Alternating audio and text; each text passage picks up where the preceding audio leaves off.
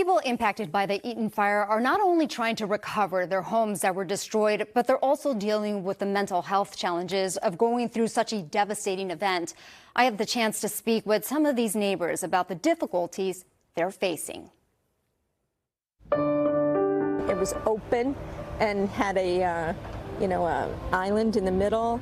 And I'm like, wait a minute, this one's got potential. Today, it's just an empty lot. But for 15 years, Gail's home proved to be so much more than just potential. We've loved every minute of it. It's such a beautiful community. But on January 7th, her home, her community forever changed. We don't come very often because it's difficult to be here and remember how beautiful it was and to see what it looks like now and to kind of re-experience the trauma. That trauma echoes a couple of miles away. You've been here for how long? 25 years. 25 years. Yeah. We meet Miguel at his property, and as we take a look around, he recalls that night. That house was already up in flame. This was in flame already. Mine was not.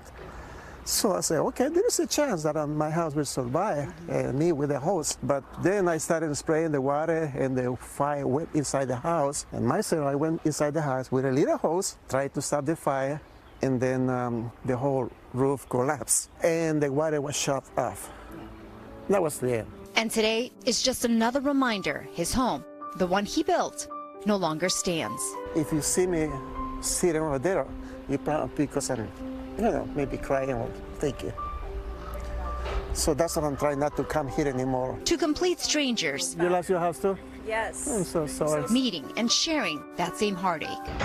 A bird's eye view still shows the destruction in Altadena. This is our 20-year high school reunion. But on the ground, we witnessed just how small of a community it truly is. Yeah. So we drove to Vegas and stayed there. More than 4 months after the Eaton Fire, we met up with Gail, Jennifer, Torbjorn, Michelle, and Miguel to check in on them. The first 3 were probably the worst months of my life. Like today's the first day I'm really sad.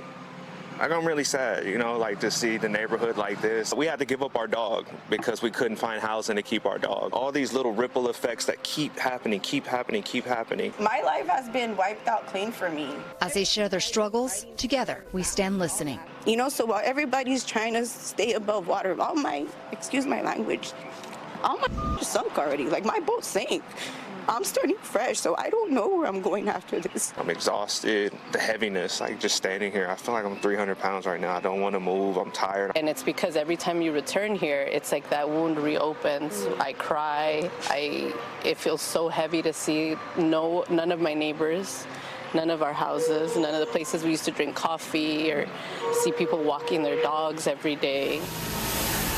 And as crews continue clearing up the debris, a reality is setting in. I haven't loved on myself enough in this time to allow myself to go see a therapist because I need it. According to Miriam Brown from LA County's Department of Mental Health, he's not the only one. The numbers of those impacted by the fires are just now starting to go up. A lot of them have been more worried about their housing, food, clothing, shelter, their kids to get to school, and they really put mental health as not the first need. But that ultimately can lead to even more trauma, which is why Miriam says it's crucial to talk to someone. I skipped my therapy session this morning, but I think I had it right here. So it worked out really great. A group with a shared trauma, supporting one another. And as they heal, they're holding on to the little things, like Gail, who found her wedding ring in the middle of the debris. It was melted. The diamond was there, though. But in the meantime, I went to the Rose Bowl flea market and got a $25 ring. And staying optimistic through the highs and lows. The